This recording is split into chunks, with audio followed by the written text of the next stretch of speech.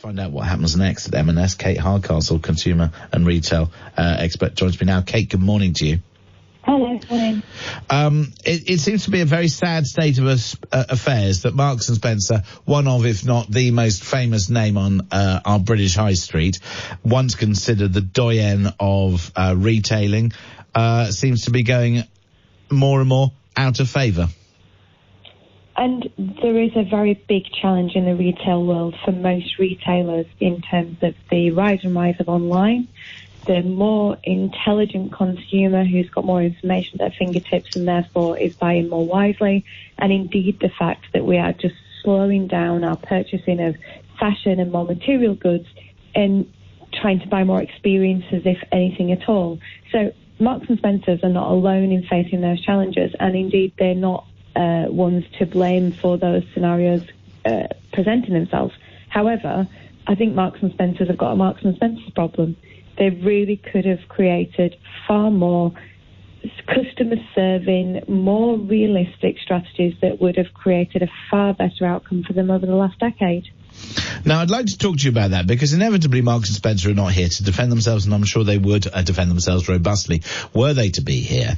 They do have a very interesting new-ish management team. The chairman, Archie Norman, one of the most experienced retailers in the market. You've got Steve Rowe, who's worked in that business for many years, and non-exec directors, including Justin King, who's well known to this programme, but also well known to the business, having headed their food, but also having a very successful tenure for 10 years at Sainsbury.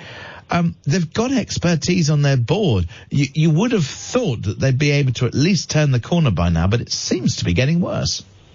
Well, in fairness, it's been a problem that's been there for over 10 years, and appointments like Archie's has been within the whole decade time frame.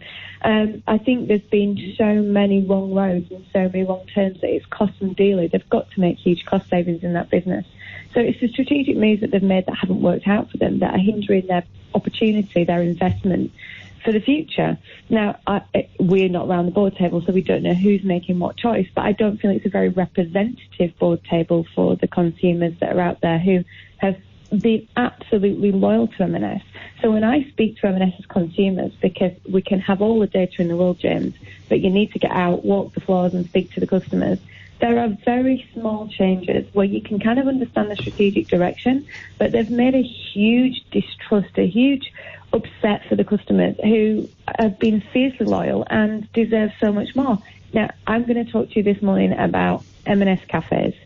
M&S cafes are a really secret ingredient to the high street in that it's not one of the big chains like Costa's, but they're highly used. They create lots of footfall, and that's something that M&S should be capitalising on. They should be selling all their wares there and enjoying the fact that they're actually treating their customers to a place they really enjoy being.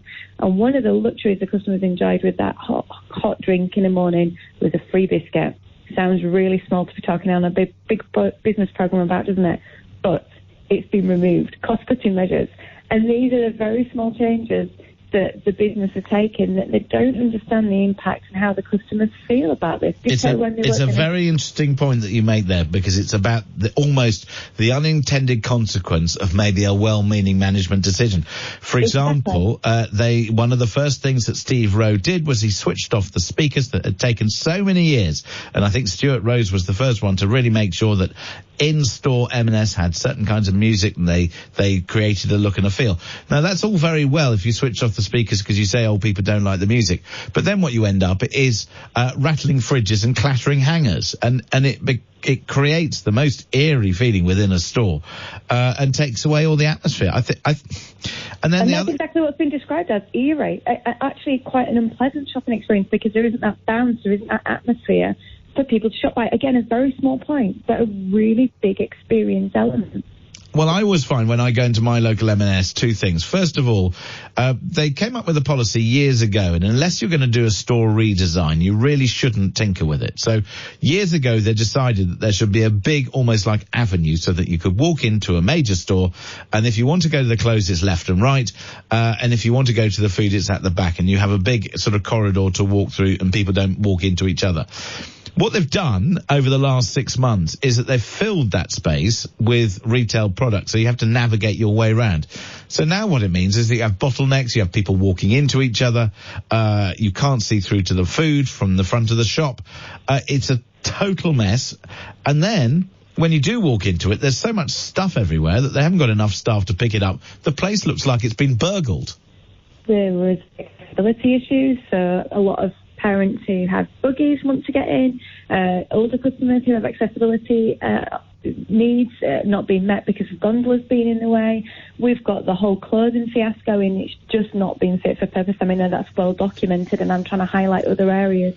But when they have brought out new ranges and collections, they just haven't had enough product to fit all the customers.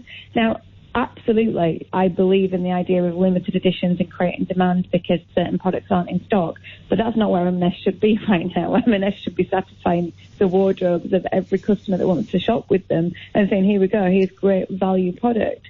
I know that there are changes afoot, but what I'm saying is the M&S problem has created for itself is they have gone down wrong roads with investments that just haven't worked out. They've tried to be all things to all people, and in doing so, they've just completely messed up a USP that they could have actually divided and conquered with, and they've not done that. They've become a vanilla brand on the high street, ready to be trodden on by all of the competition that's just coming in and overtaking.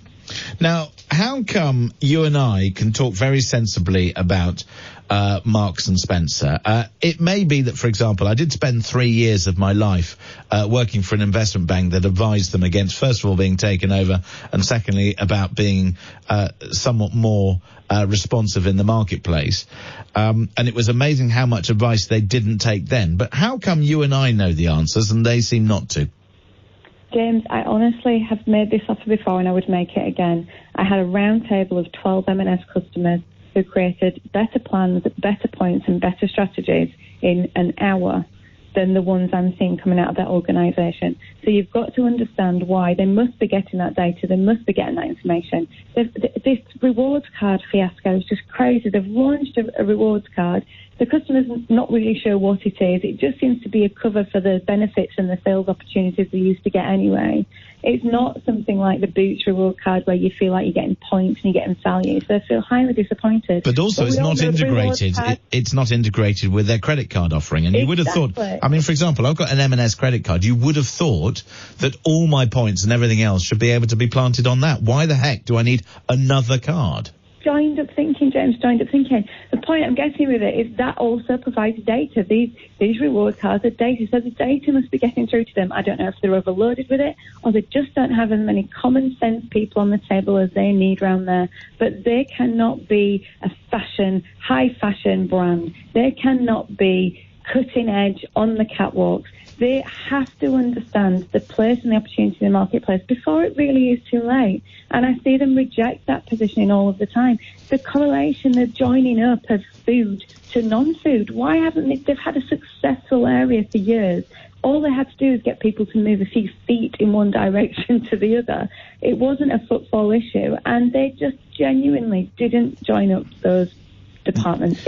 It's quite astonishing. It is quite astonishing. The other thing which is astonishing, and you mentioned Boots earlier in your conversations, and Boots definitely, until recently, had a little bit of a branding problem. And they had a branding problem because they tried to become fashionable, they tried to do all sorts of things. And what I've noticed is that they've clearly gone retro. They've gone back to their history. And they're using their old livery in a slightly sort of modernised way. But it's very, very smart. And there's something to me that says M&S should be delving through its history, and it should be delving through its history for not only its core purpose, it should also be looking back into the 50s and 60s where innovation was the key word. Innovation in the materials that they used, the pricing that they had, the delivery of service that they offered their customers, and the novelty, if you like, of new items. All of those things seem to be neglected. And then there are three words which historically M&S used to great effect at arguably their most profitable time, which was quality, service, value.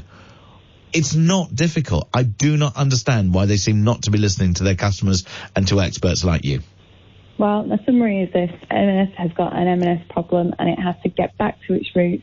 It It has to actually deliver what the customers want rather than something that it wants to be on paper. And certainly, to me, there feels like there's an executive still on the board that has got some drive and determination to take it down a road that is actually rejecting itself. It keeps pulling back. I can't be this. I can't be this. It's a shame. Look, Boots have got problems too, and it's not. We both know this is not about a brand or a livery or a redesign. This is so much more.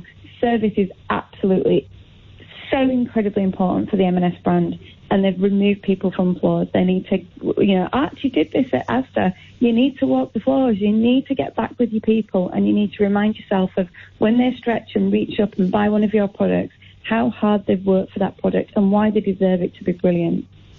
Just finally to you, Kate, do you think that the same management team stays in place? Do you think that a predator comes along and goes, you know what, they've got an awful lot of real estate, they've got some very interesting brands, this could be a platform for a UK acquisition to refresh one of the UK's most almost underexploited retail brands? They need a disruptor around the exec table for sure. They need someone who's not going to play it safe, who isn't from the traditional years and years gone by of retail that actually has proven itself to have not delivered very much. Because if not, and if changes aren't made significantly short term as well as longer term, the consumers will start walking away in droves. They already are. Just one final quick question as we look ahead. Next, incredibly successful, doing incredibly well. Is that just good management, or is it just that they've just got a different business model? I mean, what could M&S learn from Next? I think Next had one big part of their armour that's really served them well, is which they were or not. They were a catalogue business, which then moved and transitioned into an online business, which helped them so much in the early days of the internet. But I think what they've done is they've reacted quicker, speedier and more efficiently to customer demand. They still have a challenging time ahead of them, but their results recently show that actually they're doing things, next day delivery, same day deliveries, easy returns in stores, all the things that really matter to shoppers these days. I think that's absolutely spot on. Kate, thank you so much for giving us your insight on what happens next at M&S. I just hope that somebody at M&S is listening.